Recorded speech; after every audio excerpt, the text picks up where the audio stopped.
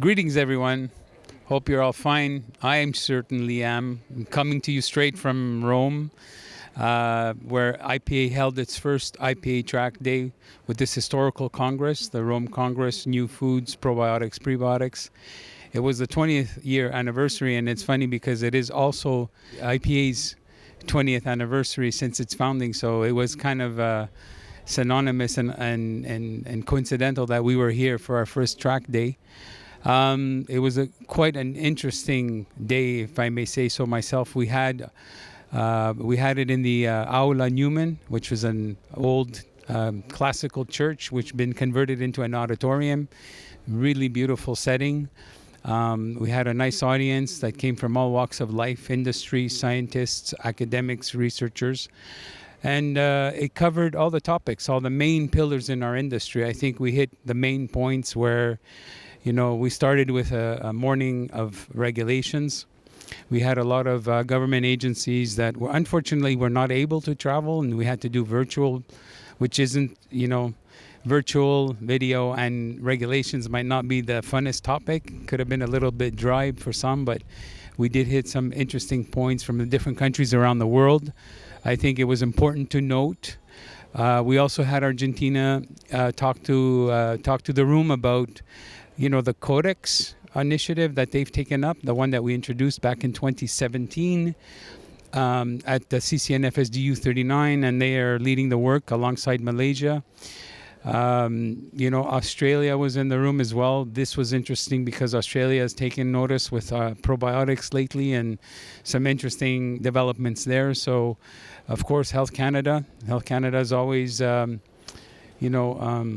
I'd like to call them the star because they've created a model to commercialize probiotics, which I think is, the correct approach.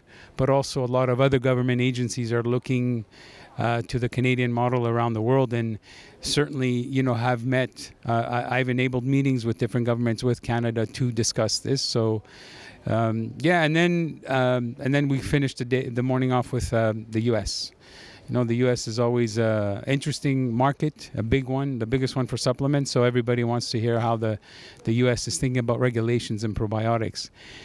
Shifting into the afternoon, we had, I would say, a session which, started with our consultant that we work with, David Pineda, with the Codex initiative. And then from there, it transitioned into we had the Codex Secretariat from the Codex Alimentarius, Tom Hyland. He sent in a pre-recorded session, and I think it was pretty amazing that he was able to attend our session, to hear from the Secretariat himself, and there was some main and key message takeaways because he did focus on the probiotic work and what it has to go through as the next steps for it to be accepted at that committee.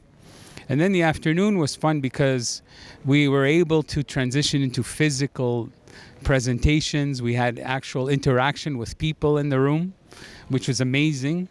After 18, 20 months, whatever the shutdown, people are living, we were able to kind of get together again as an industry and to interact and to see people and, to exchange on the topics that we're most passionate about.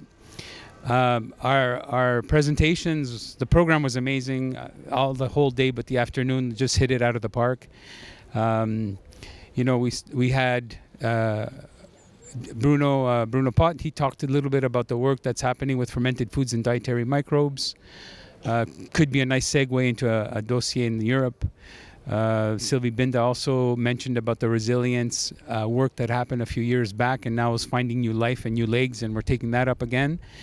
And I think one of the highlights too in the afternoon was we had Dean Gina Kadar from the Southwest College of Naturopathic Medicine in Tempe, Arizona. She came in because we're working with the college very, very closely in creating a probiotic course that will be fit within the Master Science program, a 4-year program that's going to be 2 credits and 24 hours of probiotic education. I think that's very imperative because that program will help educate the educators. So try and, cloud out the misinformation that we hear. And then I think what was really, really good was to participate in a panel. I chaired a panel that had a cross-section of everything we talked about for the day. You know, from science, industry, education, and regulations. I mean, they all, you know, there were threads in the whole messaging of the day. So we had a panel up there that we were able to kind of, you know, the questioning was interesting, and the questioning was interesting, and I would even say the answers were even more provocative. So I thought, you know, as people left the room, you know, it left a lot of planted some seeds for them to think about, you know, what is next for our industry.